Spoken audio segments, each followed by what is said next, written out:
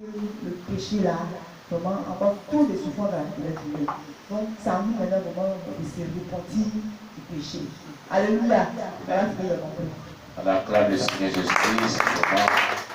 Sois béni, sois béni, sois béni.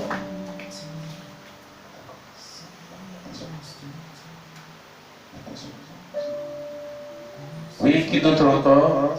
Qu'as-tu retenu? Qu'est-ce que tu as compris? Qu'est-ce que tu as beaucoup parlé? Oui, maman Déborah, donnez le micro à maman Déborah. Elle va nous dire ce qu'elle a retenu, ce qu'elle a compris, ce qui l'a beaucoup marqué. Alléluia. Amen. Moi, cette question que je vais poser. Oui. Comme en fait les disciplines là. Oui. Bon, moi aussi, quand j'étais dans mon ancienne église là, oui. J'ai été baptisé de baptême d'eau. Oui. Maintenant, j'ai couché avec un homme. Oui. Tu as chuté aussi dans le péché. Voilà, donc moi je veux dire à le pasteur, s'il peut me mettre aussi sur discipline. S'il peut d'accord. Parce que, bon, je ne sais pas au fait. Oui. Si ça l'on peut mettre sur discipline. Pasteur, bon, d'accord. Bon, c'était dans cette église il y a de cela longtemps. Amen. Et tu étais là-bas. C'est là-bas que tu étais sous discipline. Amen. Maintenant, si véritablement ton âme, en âme et conscience, tu as déjà prié le Seigneur, ça fait des années, hein? Oui, il y a des années en arrière. Voilà, c'est pas une chose maintenant. J'espère que c'était quand tu étais au Gabon là-bas, tout ça. Et si vraiment tu es venu ici, c'est pour un nouveau départ. Et en âme et conscience, si tu as demandé pardon à Dieu, voilà, ce qu'on peut faire, c'est de prier pour toi pour que tu te pardonnes. Si c'était ici, ça s'est passé maintenant, là, il y a lieu que les personnes disent. Amen. Voilà ce que je peux dire. Parce que j'ai un peu peur en fait. C'est bien le fait que tu aies pris le courage et tu es venu dans le public et que tu as dit cela déjà, c'est comme une confession publique que tu viens de faire. Et un acte passé il y a de cela des années derrière. Tu n'es plus de cette communauté chrétienne où tu étais. Dieu te pardonne. Si tu as demandé pardon à Dieu pour toutes ces choses. Amen. Voilà, il t'a pardonné. Et il ne faut plus vraiment te culpabiliser. Amen. Mais nous parlons des actes posés maintenant. Amen. Voilà, maintenant. Que le nom de Dieu soit Dieu. Oui, qui d'autre aussi? Qu'as-tu retenu dans l'histoire du roi David? Oui, bien, dans ce joie-là. Est-ce que ça va être dit? On a vu ta main soulevée. Amen. Gloire à Jésus.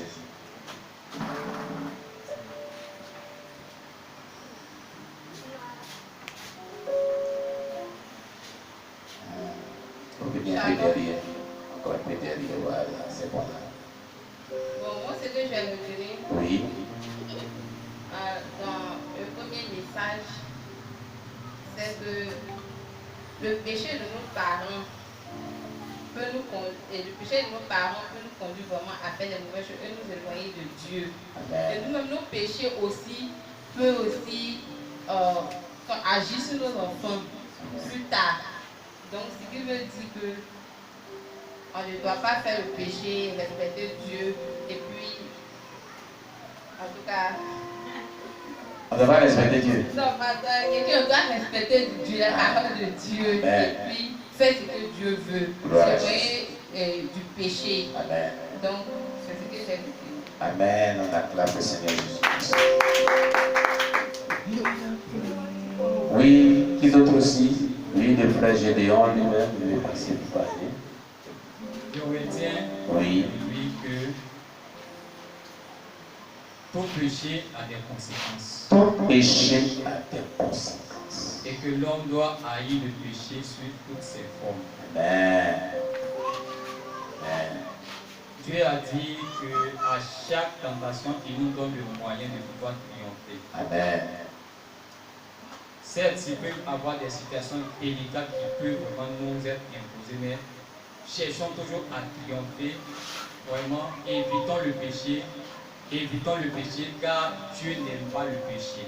Amen. On ne peut pas être ami de Dieu et en même temps ami du péché. Yes. Donc on s'éloigne du péché pour être ami de Dieu et qu'on reçoive les ossements de Dieu. Et prières qu'on adresse à Dieu. Amen. C'est ce que je retiens vraiment du premier message. Maintenant, le deuxième message, je peux dire que c'est vraiment lié. Puisque ici, certaines personnes peuvent vivre dans le péché, peuvent être utilisées, mais l'issue, c'est l'enfer. Oui. Et d'autres personnes aussi peuvent être visitées puissamment par la puissance du Saint-Esprit afin d'œuvrer pour le Seigneur. Moi, depuis que j'ai connu Christ, on n'a jamais prié comme l'auteur l'a dit sur moi où je suis tombé. Mais nous savons tous que la vie que j'avais par le passé où je me pomadais avec le péché est contraire à la vie que je mène aujourd'hui. Pourquoi? Parce que lorsque la parole de Dieu qui est une lumière vraiment illumine ton cœur, le péché s'en va. Mais pour d'autres personnes, il faut aussi qu'ils soient agités sous la puissance vraiment du Saint-Esprit. Oui. C'est ça, tomber sous la puissance du Saint-Esprit. Quelqu'un qui ne peut pas changer, on prie pour certaines personnes et ces personnes-là tombent toujours sous la puissance du Saint-Esprit, tombent toujours, mais ces personnes ne changent pas, gardent leur caractère intact, leur vie intacte. Or que réellement la puissance de Dieu vient pour transformer la vie d'une personne, mais cela il va de ta disposition. Et c'est pourquoi plusieurs personnes, des hommes de Dieu, des chrétiens, sont utilisés puissamment, mais qui sont un scandale, en même temps un scandale pour le peuple. Oui. Pourquoi? Parce que Dieu peut bien les utiliser, mais leur comportement aussi est un scandale. C'est pourquoi est-ce que quelqu'un est allé évangéliser et puis on lui a dit que c'est toi qui viens m'évangéliser. Si tu viens m'évangéliser, il faut te sauver toi-même avant de m'évangéliser. Parce qu'on connaissait son caractère tout simplement. C'est ça. Il y a quelqu'un qui était venu me voir à la cabine qui a dit que lui, il est dans sa communauté. Il veut s'associer à nous pour aller à l'évangélisation. Mais si son église va, ils vont interpréter d'une autre manière. Parce que là-bas, lorsqu'il entreprend l'évangélisation, personne ne s'engage. Il a décidé d'évangéliser avec un jeune. Mais ce qui l'a choqué, c'est qu'il est allé au marché, il a vu le jeune là en train de se bagarrer avec les gens et il le voyait à plusieurs fois. Donc, il a été vraiment scandalisé parce que lorsqu'il va le mettre derrière lui pour aller évangéliser ces personnes ne seront pas gagnées. Donc, la puissance de Dieu a besoin d'agir pour que ce que tu dis, a besoin de te transformer pour que ce que tu dises aux gens puisse être écouté et que tu gagnes des âmes. Amen. C'est ce que je retiens. Amen. On acclame le Seigneur. Oui, dit d'autres aussi encore, il dit ce qu'il a retenu. Oui, la sœur Jérima, qu'as-tu retenu avec nos 14 gigas?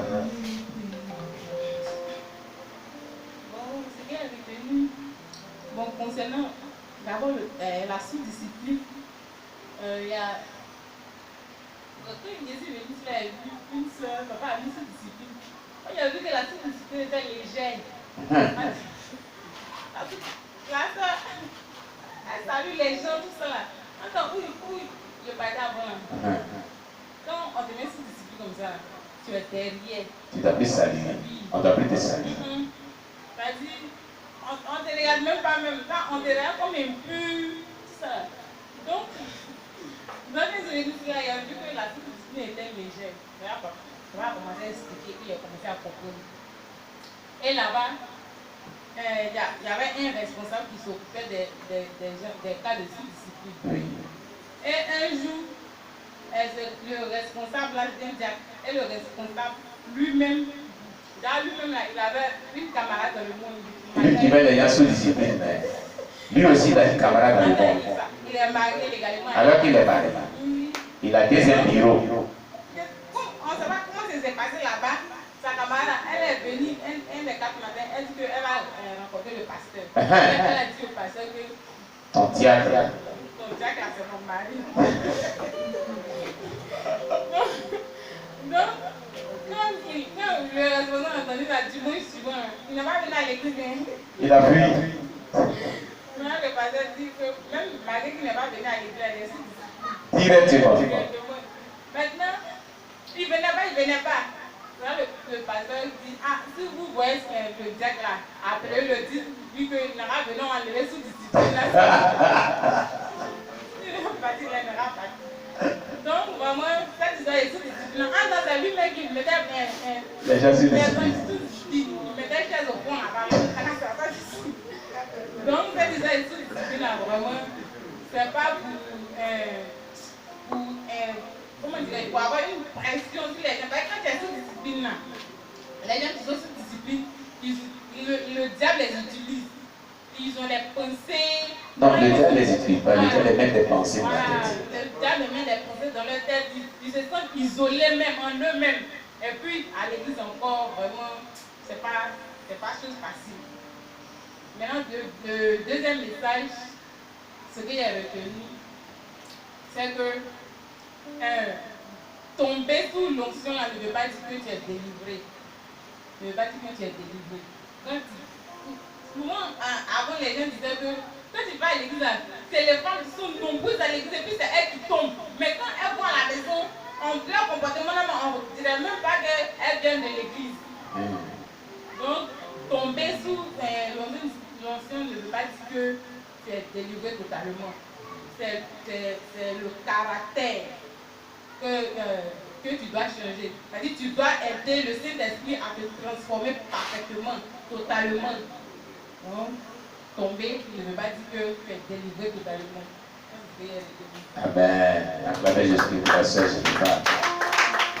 Bon, il y a des questions par rapport à ce que ça m'a tellement interpellé. Lui qui met les gens sous discipline. Il place chaise derrière là, il dit non, laissez-le, caressez-le. Ne les saluez plus. Il est tombé dans le piège lui-même. Il sait ce qu'il a fait aux autres. Il ne fait plus pied à l'église. On dit, mais le diable a dit plus de venir. Ça l'a éloigné de Dieu. Parce qu'il savait qu'on allait lui faire la même chose qu'il ne pouvait pas supporter. La honte, avec il est resté la même pour lui. Donc le pasteur dit, bon, qu'est-ce qu'il gagne à le perdre? C'est ça. Qu'est-ce qu'il gagne? Qu'est-ce que le Seigneur gagne à ce qu'il soit à la maison, il ne va plus à l'église, à cause de la honte. Donc dites-lui de venir, on va aller à la sous-discipline. Et je crois que ça fait qu'il est revenu à l'église. Sinon, il allait se perdre pour toujours. Vous avez vu?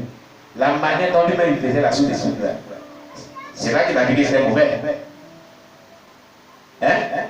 C'est tombé à son tour, non? Il va goûter aussi, il s'est préparé, il va manger aussi. Il dit non, il ne mange pas. Donc, il dit c'est pour les autres seulement, lui, il ne peut pas manger aussi. Le frère Zéchiel a dit il ne va pas manger aussi. On dit bien manger, il s'est préparé, c'est cuit. Il dit non, lui, il ne mange pas aussi. C'est les autres qui doivent manger. Mais toi, tu ne manges pas. Bon, le pasteur a dit que s'il restait comme ça, il allait se perdre. Amen. Bon, dites-lui de venir, je vais enlever la sous-discipline. Amen. Il est venu, ils ont enlevé la sous-discipline. Ça fait que il va modérer sa manière maintenant de faire. Cela n'arrive pas aux autres seulement. Alléluia. La Bible dit que celui qui est debout prend garde de peur qu'il ne tombe. Que celui qui est debout prenne garde de peur qu'il ne tombe. Amen. Si ton frère et ta soeur a chuté qu'il est sous discipline, ce n'est pas le diable en personne. Il ne faut pas le marier. Tu le salues. tu pries pour lui dans le secret. Pour ne pas que le diable le perde pour toujours. Pour qu'il soit vraiment repositionné, renouvelé et ne commet plus ce genre de choses. Il continue sa vie chrétienne. Amen. Voilà. Que Dieu soit loué. Oui, la sœur Carole voulait dire quelque chose.